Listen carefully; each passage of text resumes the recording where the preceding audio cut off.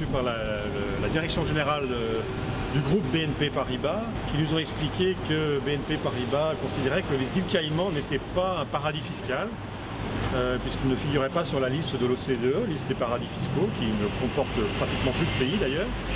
L'activité de BNP Paribas, d'après eux, se justifie par le fait, aux îles Caïmans, par le fait qu'il s'agit d'un paradis réglementaire. C'est-à-dire que les règles qui s'appliquent aux banques américaines et aux filiales américaines de BNP Paribas ne s'appliquent pas à leurs activités aux îles Caïmans, ce qui est bien pratique pour eux et justifie à leurs yeux leur implantation aux îles Caïmans.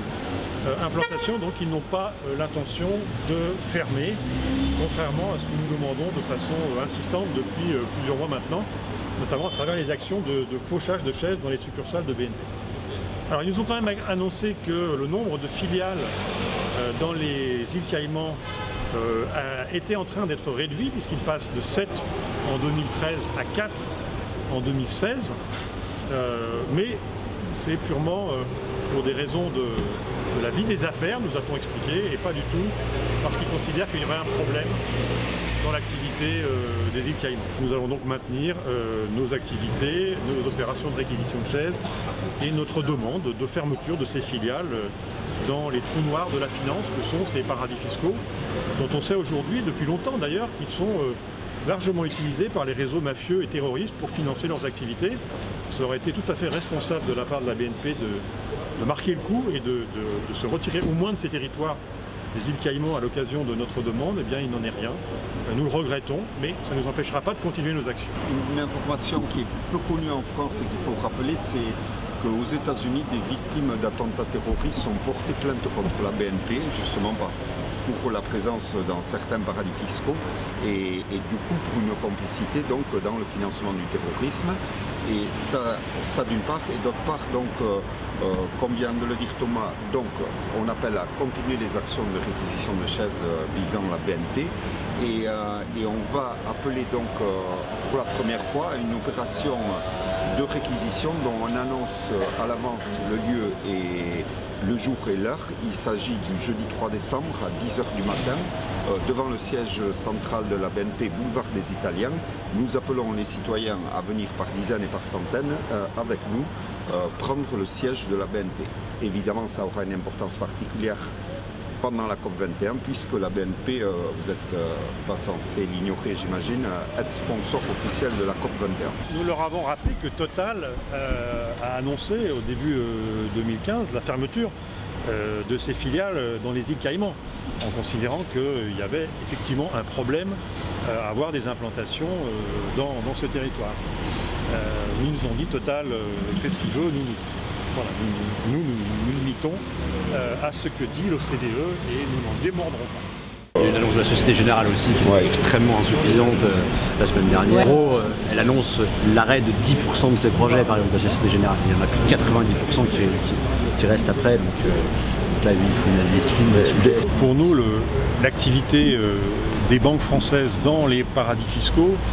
est un trouble à l'ordre public, un trouble majeur à l'ordre public, à l'ordre économique, à l'ordre social et à l'ordre environnemental, puisque l'évasion fiscale est une des causes majeures des déficits publics qui empêchent de financer la lutte pour la transition écologique, la transition sociale. Donc l'ordre public il est troublé de façon très grave par les activités de nos banques dans les paradis fiscaux, avec notre consentement et avec le consentement des institutions. Tout ça n'est pas acceptable et donc nous pensons que état d'urgence ou pas état d'urgence, il faut que l'action citoyenne continue à s'opposer à ce scandale permanent qu'est l'organisation de l'évasion fiscale par le système bancaire. À la base, ils nous ont présenté qu'on pourrait peut-être arriver à une forme, pas d'accord, je ne sais plus quel mot il a utilisé, à la fin de l'entretien, mais c'était simplement une présentation de ce qui est déjà fait du fait de la réglementation. Donc évidemment, nous, ça ne peut pas nous satisfaire et la réglementation est pour eux plus importante que la société civile et on va dire les revendications citoyennes au sens large, parce qu'on le voit que sur ces actions de fauchage de chaises, ce sont des citoyens et pas forcément des citoyens militants de nos mouvements, que bien d'autres citoyens rejoignent ce camp-là, et quand on voit la responsabilité de ces citoyens qui sont prêts à engager leur responsabilité pénale pour une problématique de ce type-là, on comprend que l'urgence, elle est climatique avant d'être, on va dire, l'urgence de paradis réglementaires et d'autres facilités mises au mécanisme et au système financier international. On va continuer et amplifier le mouvement. On va faire un sommet pour le financement de la transition écologique et sociale à Montreuil lors